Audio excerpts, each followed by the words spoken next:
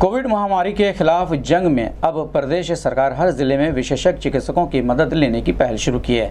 इसके लिए विशेषज्ञ चिकित्सकों को शासन की ओर से निर्धारित मानदेय भी दिया जाएगा। इच्छुक विशेषज्ञ चिकित्सकों के लिए स्वास्थ्य विभाग ने 18 अगस्त से पंजीकरण शुरू कर दिया है। जल्द ही इनकी सूची हर जिले को मिल जाएगी, जिससे कि जरूरत पड़ने पर कोरोना के खिलाफ जंग में इन विशेषज्ञों की मदद ली जा सके।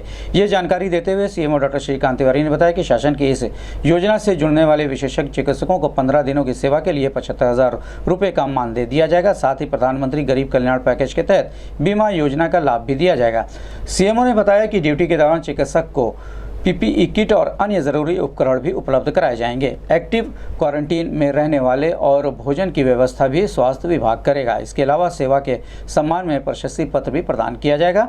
इस दौरान सीएमओ डॉक्टर श्रीकांत तिवारी ने बताया कि कोरोना वायरस में संक्रमित बुजुर्गों और सहरोगियों जिनको शुगर, बीपी, हृदय रोग, किडनी रोग, कैंसर जैसे रोग हों, उनके लिए स्वास्थ्य विभाग ने एक नई पहल की है। ज़रूरत पड़ने पर ऐसे मरीजों का एक्सरे और पैथोलॉजी जांच के स्वास्थ्य विभाग की ओर से कराया जाएगा। एक्सरे के जरिए फेफड़े की स्थिति के बारे में पता किया जाएगा। साथ ही सीएमओ डॉक्टर श्रीकांत तिवारी ने बताया कि 10 स्थानों पर भर्ती कर कोरोना मरीजों के उपचार की सुविधा उपलब्ध है। होम आइसोलेशन में रह रहे मरीजों की देखरेख के लिए आशा कार्यकर्ता के अलावा रैपिड रिस्पांस टीम RRT सक्रिय है। उन्होंने बताया कि होटल रॉयल रेजिडेंसी में 50 बेड, बड़हलगंज स्थित दुर्गावती हॉस्पिटल में 22 बेड, आर्यन हॉस्पिटल लेवल 2 के 30 बेड, न्यू उदय हॉस्पिटल में 20 बेड, फातिमा हॉस्पिटल में 54 बेड, रेलवे अस्पताल में 25 बेड, 100 बेड, टीबी अस्पताल में 35 बेड की सुविधा है।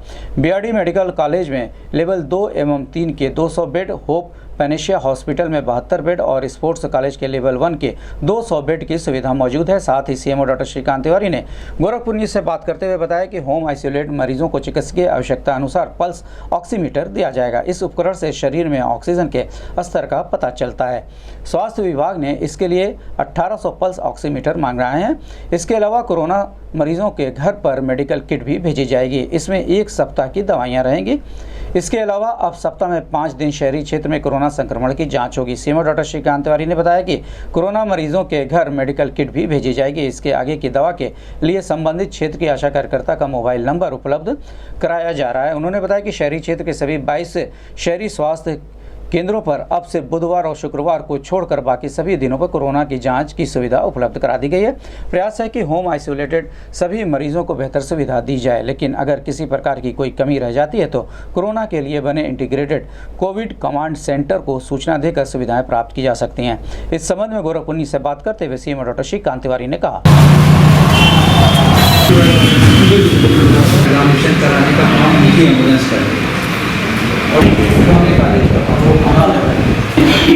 ये ड्राइवर ये एम्बुलेंस है, ये एम्बुलेंस पे फर्क उसके ड्राइवर की व्यवस्था सीएम साहब करें। जो अपनी बैठक जिलाधिकारी, CDO, हमारे सभी एडिशनल CMOs जो नोडल ऑफिसर्स हैं, इनके साथ रोज़ सुबह शाम जो करते हैं, उनमें प्रतिदिन आवश्यकता के अनुसार हम चीज़ें तय करते हैं। अभी हम लोगों ने तय किया है कि जो लोग 60 साल से ऊपर हैं और जिनके कोई बीमारी है पहले से, उन सब को हम होम आइसोलेशन अब अलाउ नहीं करेंगे। या तो सिर्फ ऐसे लोगों को करेंगे जो स्वयं डॉक्टर हैं, सारी सुविधाएं उनके पास मुहैया हैं, अचानक कुछ होने पे उनको चिकित्सीय सुविधा मिल जाएगी।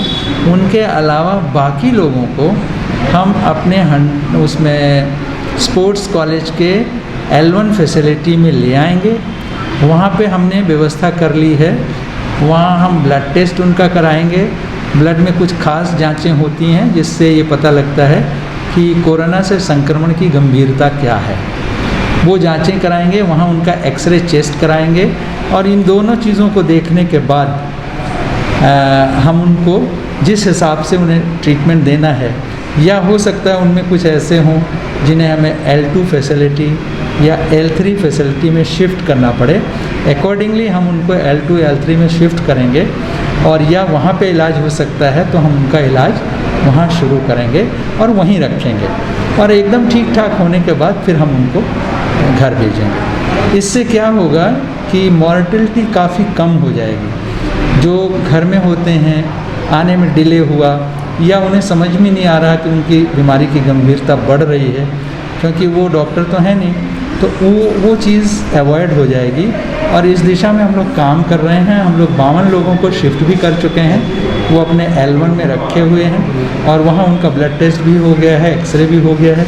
उसमें एक आध को कुछ दवाइयाँ चेंज करके देनी पड़ रही और वो दे के हम लोग जब ठीक कर देंगे तब भेजेंगे। होम आइसोलेशन में जो रहते हैं उन्हें कुछ शर्तें माननी पड़ती हैं और उन शर्तों का एक शपथ पत्र भी उन्हें साइन करके देना होता है। उन शर्तों में ये है कि वो उनके यहाँ एक रूम हो जो टॉयलेट युक्त हो, जिसमें वो अलग सेपरेट रह सकें। दूसरा है कि उन्हें कोई बीमारी ना हो, कोई ऐसी गंभीर प्रकृति की ना हो जो अचानक सीरियसनेस हो जाए, अन्यथा हम उनको होम परमिशन आइसोलेशन की नहीं देते हैं। तीसरा, उन्हें पल्स ऑक्सीमीटर, थर्मल स्कैनर या टेम्परेचर थर्मामीटर होना चाहिए टेम्परेचर नापने के लिए, और mask, gloves, sanitizer, hypochlorite solution, ये सब उनको अपने खर्च से उपलब्ध रखना होगा, तब CMO उनको होम आइसोलेशन की परमिशन देता है। इसके तहत जिलाधिकारी महोदय ने बैठक में निर्णय लिया कि कुछ ऐसे लोग हैं जो रूम तो उनका अकेले ही है, रहते अकेले ही हैं, परंतु उनके इतना धन नहीं कि वो पल्स ऑक्सीमीटर खरीद सकें, वो सैनिटाइज़र, मास्क, ग्लव्स और ये थर्मामीटर लें। उनके लिए उन्होंने किसी मदद से पल्स ऑक्सीमीटर और देने की कवायद की है और ख़रीद भी लिया है। 1800 पल्स ऑक्सीमीटर हम लोग ख़रीदे हैं कि ऐसे नीडी लोगों को हम लोग उनको प्रोवाइड करेंगे। जब हमारी RRT टीम उस घर पे विज़िट पे जाएगी तो वो डिसाइड करेगी कि कौन सा व्यक्ति इस तरह का है जिसे हम सरकारी तौर पे ये दे सकें। तो ये एक अच्छी पहल है और उन लोगों को भी मिल जाएगा, उनको सिखाया भी जाएगा कि इससे आप कैसे अपना SpO2 देखेंगे, कैसे टेम्परेचर लेंगे। और उनको 2 ऐप भी डाउनलोड करने होंगे। एक तो होम आइसोलेशन का ऐप है, वो डाउनलोड करना है, एक आरोग्य सेतु का डाउन करना है, जिससे कि वो अपने प्रतिदिन का अपडेट, आज उन्हें बुखार है, सोर थ्रोट है, नहीं है, ठीक हो गया, सांस तो नहीं फूल रही, ये सारी चीज़ें उस पर रोज़ अपडेट करें। एक्चुअली इससे, इन सब चीज़ों से इमीडिएट हमें पेशेंट की कंडीशन, हमारे कंट्रोल रूम से भी फ़ोन जाता है, सारी चीज़ें पूछी जाती हैं, उससे हम अपडेट हो जाते हैं कि हमारा अमुक पेशेंट जो घर पे आइसोलेटेड है वो ठीक ठाक है। अन्यथा समय रहते हम उसको अपनी फैसिलिटी में ले आके उसका पूरा इलाज करते हैं, जिससे कि किसी की भी कोई अनफॉर्चुनेट डेथ ना होने पाए। सर, गोरखपुर में अभी तक कितने लोग होम आइसोलेशन के तहत हैं और क्या उन्हें इस प्रक्रिया से जोड़ा गया है? जितने भी होम आइसोलेशन में हैं वो तकरीबन 2000 के हैं और हमारी RRT टीमें जो कम थीं हम लोगों ने उसे बढ़ा लिया है, क्योंकि पहले हम केवल 38 टीमों से काम कर रहे थे, आज हम 54 टीमें लगा चुके हैं। इसी वजह से, क्योंकि बहुत सारे लोग होम आइसोलेशन में हैं और वो सभी के सभी इसमें आच्छादित हैं, लेकिन हमारी RRT टीम जब उनके घर विज़िट करती है तब ये डिसाइड करती है कि किसको हम पल्स ऑक्सीमीटर दें और किसने स्वयं खरीद दिए। बहुत से ऐसे लोग हैं होम आइसोलेशन में जिन्होंने पल्स ऑक्सीमीटर, मास्क और ग्लव्स और सैनिटाइज़र और हाइपोक्लोराइड, ये सारी चीज़ें पहले से खरीद रखी हैं, तो उन्हें देने की आवश्यकता नहीं है।